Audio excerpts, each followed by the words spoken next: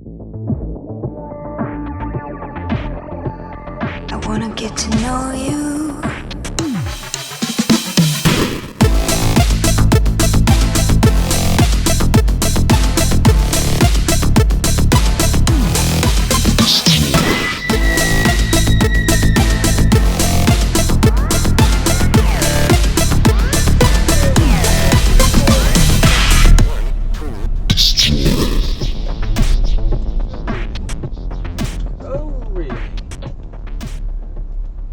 Hey guys, I'm Andrei, a certified translator and a real estate concierge. Today we're talking about car accidents, all sorts of traffic things generally, and how you can handle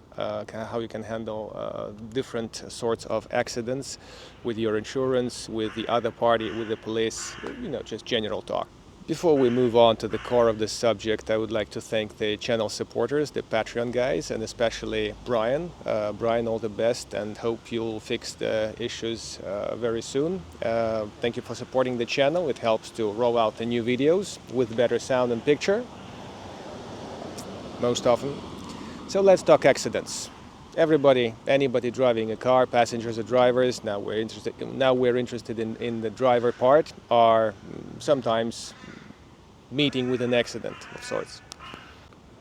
I was going to film this thing for a while, but yesterday I was addressed by a guy looking for some assistance. I'm not a lawyer, but as a translator I can also be present, and it's a must to have a translator essentially if you don't command Russian. I would say it's highly recommended to have a translator if you don't command Russian, as you're interacting with the police to sort things out.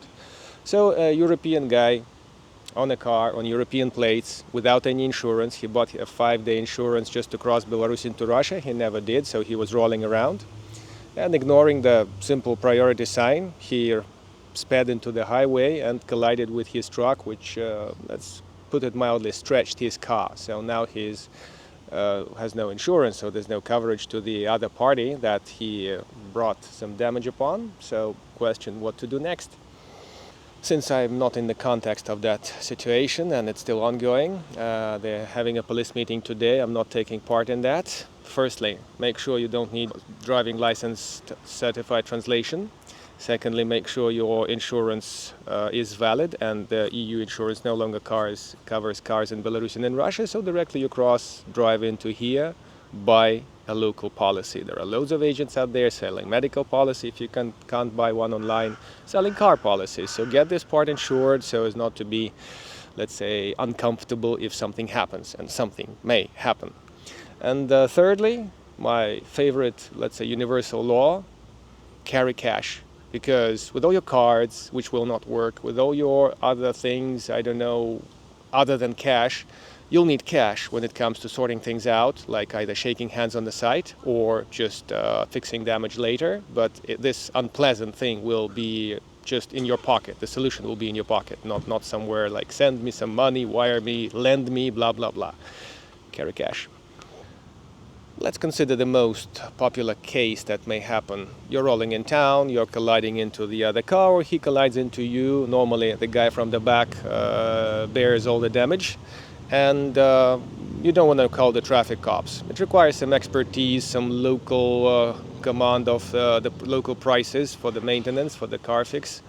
And if the damage is under 800 euro, you can you can make up Euro protocol, which is the colloquial name of this paper, which is served by the insurance companies here, so that you two guys, or more, I think there's just two cars, not more, could fix your things without troubling the police, and if the damage is not exceeding 800 euro. Here and further, I'm just sharing my experience, my understanding. It's not a legal advice, so just for your infotainment as always.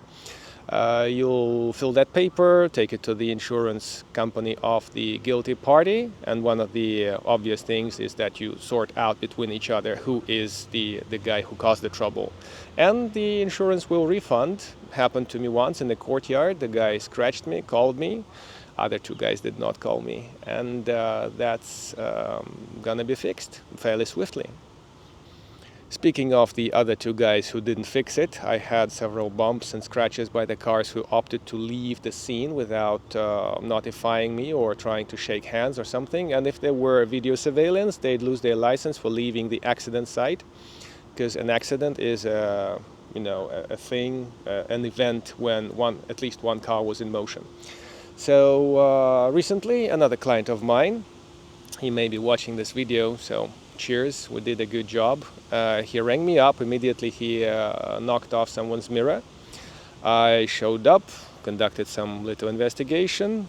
He didn't leave the scene, because leaving the scene automatically gives you one more misdemeanor, and that kind of misdemeanor, in case with another client, can lose you license here. They just take away the foreign license and kick you out of the country. So it's really serious, and unless you're hampering the traffic on the highway, you have to stay there and fix all the things that happen. So after the research, we rang up the girl, and she was fine. After she examined the car, she said, guys, okay, no problem on my side, just a coffee and a cake, which were duly served by my charming self. And let's say hands were shaken, no issues, so do not leave the accident site is the main idea.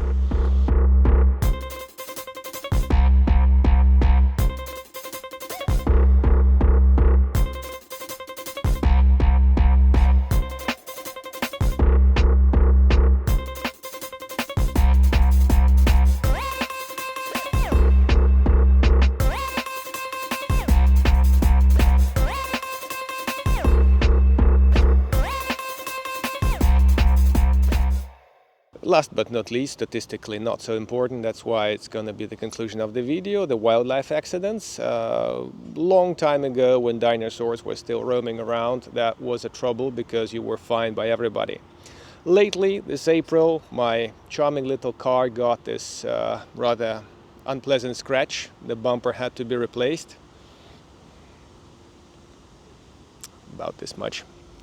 And there was no fine. The cops showed up explaining how things work, how they work for real. I decided to stay there, to report the accident, and to go by the book like a good boy.